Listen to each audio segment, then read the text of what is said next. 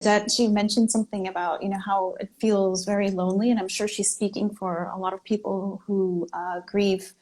And I know you have a grieving circle, so that could be helpful, and you could Yeah, talk about that. I welcome anyone to come to Acupuncture Annie. There's a link in my bio to get the Zoom details. I do it once a month now. On the last, right now, I'm doing it on the last Tuesday of every month um, at 8:30 p.m. Eastern Standard Time. So I actually have one tomorrow night, and it's usually a very small, intimate group. You don't have to have your camera on if you don't want to. Um, but it's a place I like to just invite people as there's so much, I call it a collective grief circle because there's so much unprocessed collective grief. But when you open the news and something sorrowful has happened, Yeah, yeah, process, sometimes it can be helpful just to go to a place where you can talk freely to say like, God, that mass shooting really, really threw me off balance this week.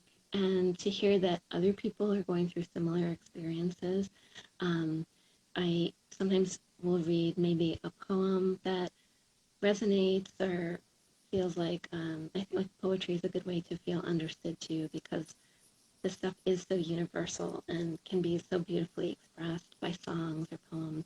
Um, and then I may lead people through a few short self-care practices, as I was talking about, a little qigong or breath work to just kind of settle the nervous system so that, I mean, I think it is important to know that you really have to have a feeling of safety sometimes before it feels safe to acknowledge your feelings or feel your feelings.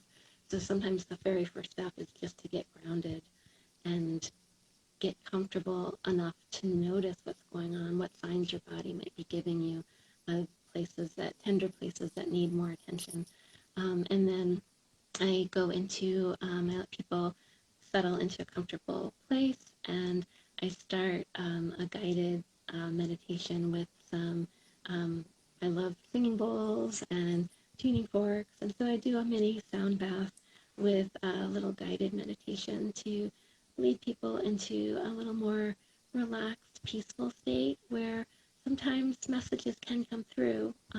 Sometimes, you just get a feeling of relaxation, or sometimes people fall asleep because they just are relaxing, and that's that's a very healthy response too.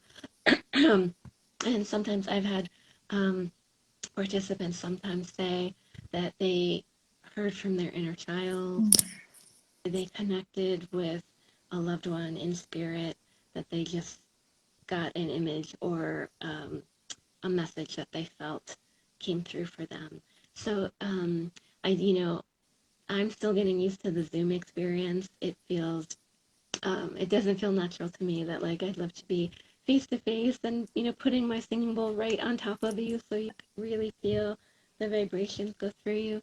Um, but from the feedback I've gotten so far, as you know, energy is a field outside of time and space and physical presence. So um, it is possible to really connect through a screen and to feel some powerful effects and to just feel less alone in the world when you see that other people too are being just as deeply affected by what's going on.